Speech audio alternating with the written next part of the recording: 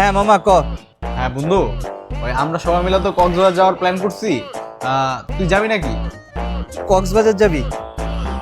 আচ্ছা তাইলে একটা মিনিট, আমি আমার গার্লফ্রেন্ড একটু জিজ্ঞেস করে তোরা জানাইতেছি। হ্যাঁ জিগা জিগা। হ্যাঁ ওকে।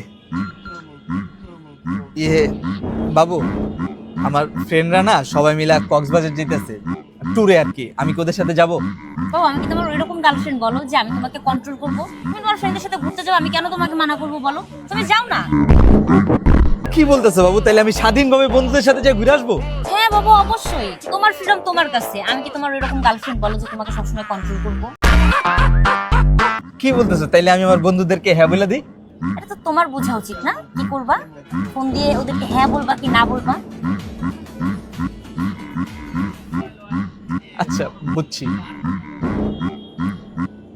হ্যাঁ মামা, এক কাজ কর, তোরা যা, আমি যাইতে পারুম না।